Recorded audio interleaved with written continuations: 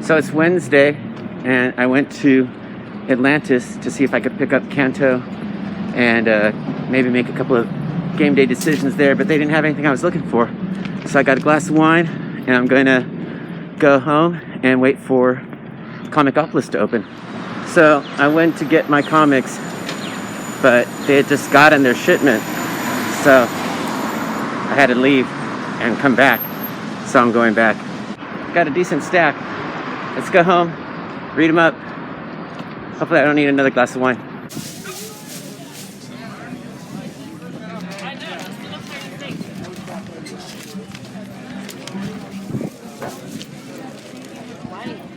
Well, there's a little glimpse of our farmer's market. What do you think? Let me know in the comments below.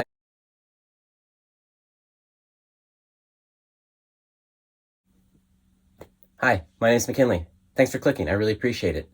Today we're going to talk about the best art of the week from the books that I read this week. So, before we talk about the best art of the week, let me show you what I got so you know what we're working with. I picked up a few issues. Star Wars, Bounty Hunters. That book was okay. The artwork was actually pretty good though. Homesick Pilots. Wow, this left me, it was the end of the arc. And I'm telling you, I was really excited about that book when issue 1 came out. Issue 2 was pretty good. 3 was kind of lagging. 4 was, wow, I'm hoping 5 is better. 5 wasn't better. Also picked up the new Punchline, or Joker, I guess is what it's really called. But I'm only reading it for the Punchline story. Second issue of Eros Psyche. Picked this one up. And then we also got Proctor Valley Road, also the second issue. Another second issue, Carmen. Love that palette, my golly. And first issue, Phantom of the Scan. This had art by, this was a game day decision. It had art by Mark Torres. And Mark Torres, it's not the same Mark Torres, but Mark Torres is a guy that had a radio show on KPFK in Southern California. And my band Jackknife played on Mark Torres' show twice. So I picked this book up because I was like, Mark Torres, gotta support Mark. He always supported me, but different Mark Torres. I didn't think it was the same Mark Torres, but you never know. Before I show you the best art of the week, let's talk about the best cover of the week. And I think you already know which one it's going to be. Yep, Eros Psyche by Sabine Rich. This is the variant cover, and it's sick as heck, right? The only thing I don't like about it is at the top where it says, not 1994 Cannes Film Festival. Why even do that? You could have put, Best Comic Rose Film Festival. Rose is the name of the school that they're in. Keep us in that world. We don't have to, I know it's a parody, and on the real Pulp Fiction poster, it says Cannes Film Festival, but you can change it a little. You changed up the artwork, make it fit you. You don't have to, it could have been, it really bugs me. Anyway, I love this cover though. I loved it so much I had to buy 2 of them. It's sick. No, I didn't buy 2 of the Harry Potter one. I probably should have though, because that one was sick too. Okay, this is a book that I was kind of excited about, and it didn't let me down. Proctor Valley Road, the second issue, is still a cool read. The artwork is kind of almost on the cartoony side, but it's kind of a horror book, so it balances that line, and I think you'll see that in this splash page right here. The only thing that bugged me about this, there were a couple of things, and it's just time, or like the timeline, because it's supposed to be 1970, if I'm not mistaken. The main characters were supposed to be trying to get tickets to see Janis Joplin, but one of them makes mention of David Bowie, which wouldn't have been possible for another 2 years. And then another one of the main characters is wearing what looks to be like a Pink Floyd Dark Side of the Moon t-shirt, which wouldn't have been possible for another 3 years. So there's some inconsistencies in the timeline. And that's just me being nitpicky and too much of a music nerd, I think, because here I am in 1970, and then all of a sudden, what, David Bowie? That's not possible. They would have been talking about Iggy, not Bowie, back in 1970. And Pink Floyd, that would have been a totally different t-shirt. Coming in at number 2 for my favorite book of the week is Carmen. I really love this color palette. I like the story a lot more than I thought I did.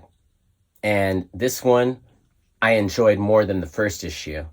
Also, the fact that I think it was the first 10 pages didn't have any words was really cool. It's just a great way to tell a story just with pictures, which is totally possible. I love silent comics because, as some of you may know, I do Bunny and Bear, which is a silent panel.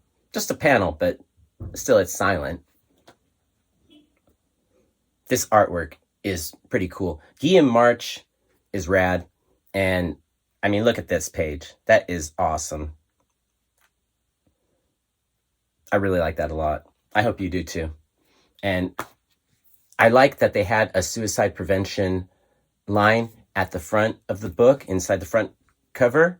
I wish that Eros Psyche had the same thing, because, not to ruin that book for you, but there was a suicide scene or whatever in that book. So it could have used the same thing. I don't know if you're desperate, you're going to be looking at that and saying, I should call that line, but it would still be nice to have it in there. And if you're going to have that as a conversation or a topic or a scene in your book, then just maybe be a little bit more aware and sensitive, or just try and provide people with information, because that is a really serious subject. And just anything to help people is better than not having it. So that was something that Eros Psyche could have learned from Carmen, which was my second favorite book of the week. Surprised me. I didn't think I would like it as much as I did, but I do love that color palette, and I am liking this story. This book has a beautiful color palette, soft and sensitive, but the story is anything but. It's kind of sad, tragic, and almost doesn't match the color palette, but in a way it does, clearly. I like this book a lot more than I thought I would, because I'm not really one of those like dreamy, sensitive, sad, poetic types, even though I look the part. Go figure. My favorite book of the week. Total surprise. This was a game day decision. Phantom on the Scan. Not Phantom of the Scan. Phantom on the Scan. And this book, I'll show you the artwork right now. It is pretty trippy. It's got a dead kid as one of the characters. There's exploding heads and psychic abilities. That's all I'm going to say. You should go read this book. The artwork is, as you can tell, pretty crazy. I'm not going to show you any of the real explosive, oops, I said too much, any of the explosive artwork that's in it, but rest assured, it's really cool.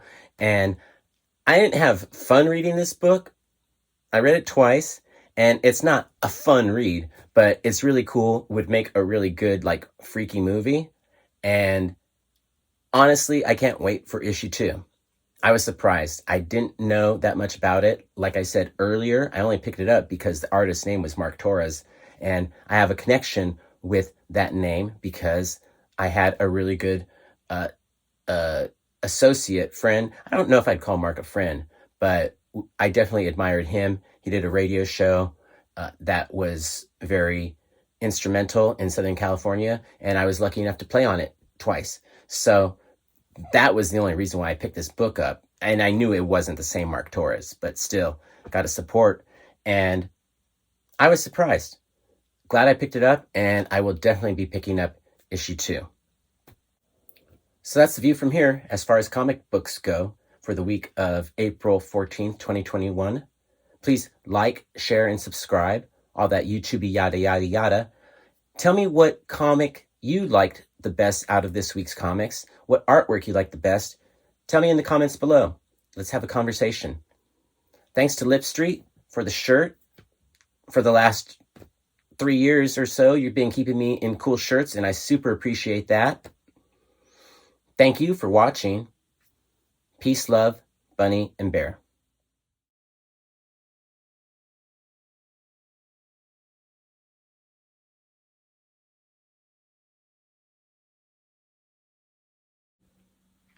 Let me take off my glasses.